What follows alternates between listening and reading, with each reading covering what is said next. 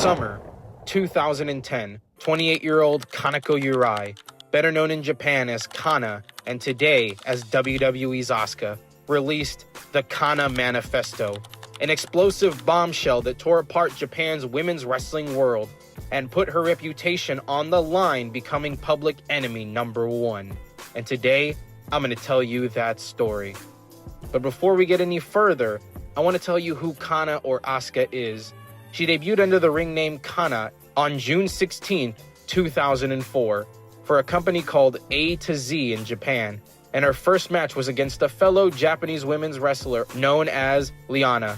In a losing effort, as most debuting wrestlers, male or female, tend to eat a lot of losses to build their stock and gain experience. But as she was building up the wrestling resume, suddenly, she had to step away from A to Z and wrestling as a whole in 2006 due to health issues and illness stemming from nephritis. By 2007, she returned as a freelancer, wrestling across many various Joshi or Japanese women's promotions, including Neo, JWP, and Ice Ribbon, standing out for her stiff, hard-hitting style and serious approach to matches, drawing inspiration from men's pro wrestling in Japan and America.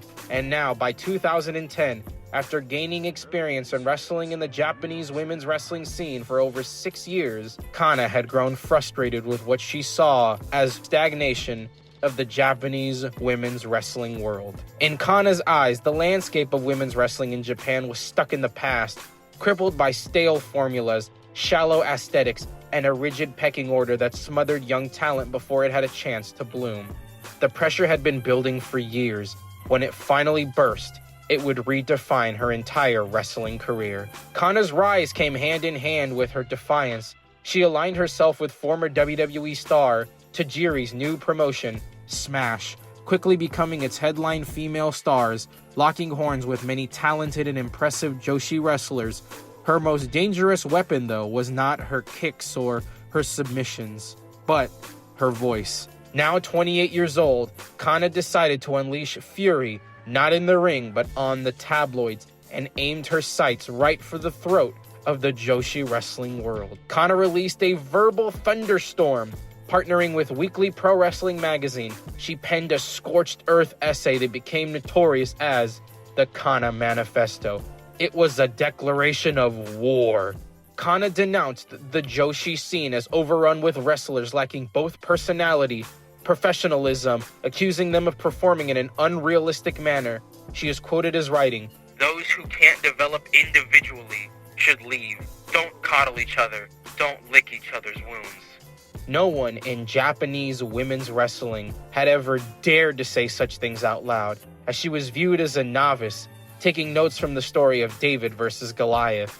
When the issue hit the newsstands on August 4th, 2010, it cracked the industry like it never had before.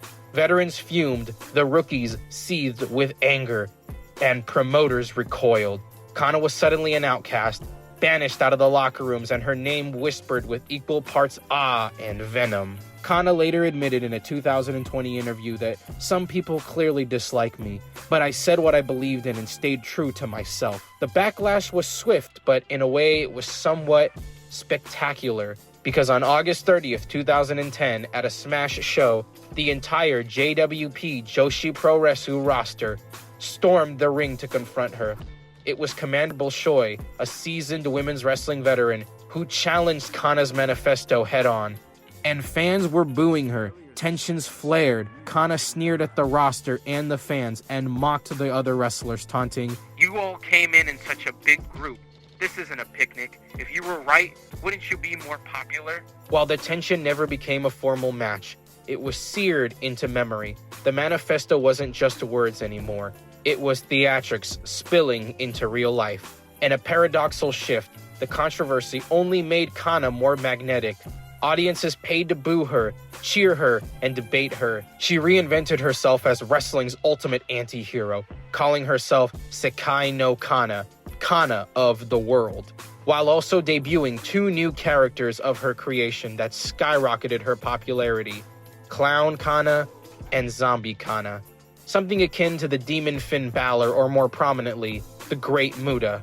She fought men like, infamously, her match where she teamed with Pro Wrestling Noah mainstay, now Michi Marufuji, to take on Japanese wrestling and MMA legend Minoru Suzuki and Japanese women's wrestling legend Meiko Satomura. And, well, let's just say that Suzuki absolutely stiffed Kana, hitting her with real live shots at Kana's request, of course. But if you want to see a match where actual slaps and punches and headbutts are thrown, honestly, it may be uncomfortable, but it is quite a spectacle to see. And she also invaded rival promotions in the United States like Shimmer and Chikara. She was also creating her own shows under the Kana Pro name to capitalize on the heat and fully lean into her role as the villain. She also did Gravere.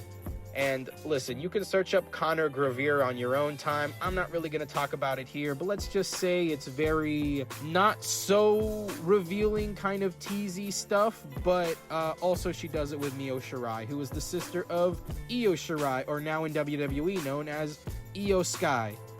Yeah, I don't want to get striked upon, so moving on. Years later, she reflected bitterly on her isolation in a deleted tweet from 2023. She wrote, "I don't flatter anyone. In Japan, everyone flirted with the media except for me.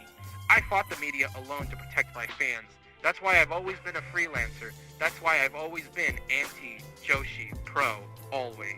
Yet her conviction paid off. Promotions that once shunned her were booking her as a dangerous outsider. In 2013, she invaded and stormed the JWP, the promotion where the roster came to confront her, and she gained its prestigious open-weight championship, standing in the ring with the belt, sending wrestlers flooding to the ring at her once again. Kana was both a champion and a usurper, a living embodiment of her manifesto. Her reputation spread overseas into the United States. She wowed indie crowds with the hard-hitting hybrid style she long advocated for. And by 2015, the WWE came knocking. Kana was signed and took on the name Asuka and introduced the WWE to her intensity and her charisma. She went on to have an incredible undefeated streak in NXT and became a multiple-time world champion across Raw, SmackDown, and NXT. And her success validated everything she had fought for all those years ago. And meanwhile, the Japanese women's wrestling scene evolved as well.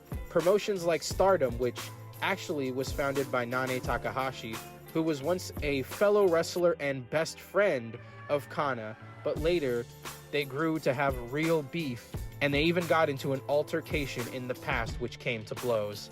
Stardom, with its flashier marketing and athletic stars, had echoed some of Kana's calls for innovation, but Kana herself said in an interview that this promotion and others like it were created just to destroy her. Looking back at the Kana manifesto, it was a very much needed turning point, and what began as one wrestler's furious cry against complacency ended up reshaping the conversation around Joshi wrestling forever. It didn't just survive the firestorm, it fueled a legacy. Asuka's global stardom today is living proof that refusing to conform didn't kill her career, but it sure made it absolutely unforgettable.